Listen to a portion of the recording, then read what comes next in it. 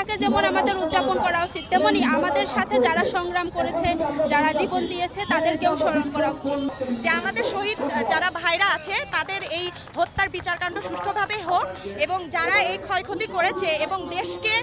সর্বদিক থেকে ক্ষতিগ্রস্ত করেছে তাদেরকে ফিরিয়ে এনে বাংলাদেশের মাটিতে সুষ্ঠুভাবে বিচার সম্পন্ন হোক, এটাই আমার। আজকে আমরা বৈষম্য বিরোধী ছাত্র আন্দোলন কুষ্টিয়া জেলা যে প্ল্যাটফর্ম, সেখান থেকে আমরা বলছি ঠিক আজ থেকে 30 দিন আগে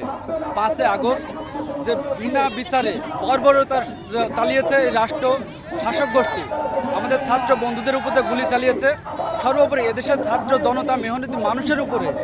তারা ক্ষমতায় টিকে থাকার স্বার্থে ক্ষমতার দম্ভ ধরে রাখার জন্য আমাদের জনতার উপরে যে আক্রমণটা করেছে, তারই 1 মাস পূর্তি আমরা সেই শহীদ ভাইয়ের যে রক্তের রং লাল, সেই রক্তের প্রতীক লাল, সেই প্রতীক অর্থে আমরা আজকে লাল পতাকা ধারণ করেছি। ঠিক একইভাবে সেই শহীদদের আমরা সশ্রদ্ধ সালাম জানাই, এবং তাদের যে চেতনাটা ছিল, তারা যেই আকাঙ্ক্ষা নিয়ে আজকে রাস্তায় নেমেছিল এবং বুকে তাজা রক্ত ঢেলে দিল, আমরা সেই আকাঙ্ক্ষা বাস্তবায়নের জন্য ঠিক তাদের স্মরণে আমরা আজকে রাস্তায় নেমেছি। আজকের এই কর্মসূচি আমাদের খুব দ্রুতই আমরা চাই যে সব কিছু চেঞ্জ করে ফেলতে। তাই আমাদের এই প্রোগ্রামের মাধ্যমে আমরা সবাইকে জানাইতে চাই, আপনারা যে তত্ত্বাবধায়ক সরকার আছে তাদেরকে একটু সময় দেন। একটু সময় দিলে হয়তো বা এই যে 17 বছর দীর্ঘ 17 বছরে যে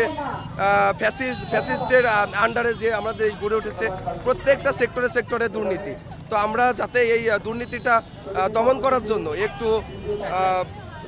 একটু সময় যাতে সরকারকে মানুষ দেয়, অধৈর্য না হয়, এটা আর কি আমরা আহ্বান জানাচ্ছি। গত 5 আগস্ট বাংলাদেশে যে নৃশংস হত্যাকাণ্ড চালিয়েছিল পুলিশ লীগ এবং ছাত্রলীগের প্রোপাগান্ডায়, তো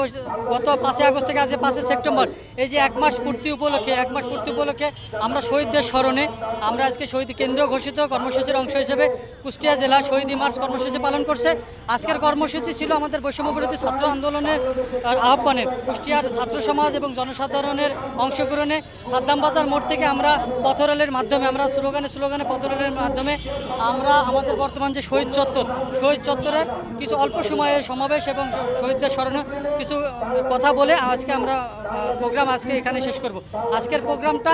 শুধুমাত্র শহীদদের স্মরণে এবং শহীদদের আত্মার মাগফিরাত কামনায়, এবং শহীদদের পরিবারকে আজকে আমরা ইনভাইট করেছিলাম। তারা আসছিল, তাদের সাথে কথা হয়েছে এবং তাদের সাথে আমরা কথা বলে তাদেরকে নিশ্চয়তা দিয়েছি যে আসলে তাদের যে পরিবারের ছেলেরা মারা গেছে, যে পরিবারের কর্ণধার মারা গেছে, আমরা আসলে আমাদের পক্ষ থেকে বৈষম্য বিরোধী আন্দোলনের পক্ষ থেকে আমরা পুলিশ প্রশাসন এবং রাষ্ট্রীয় যে ফান্ডিংয়ের যে ব্যাপারটা আসে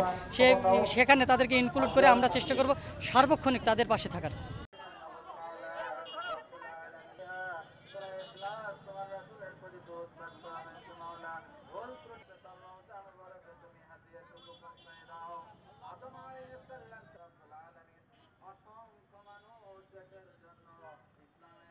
اللهم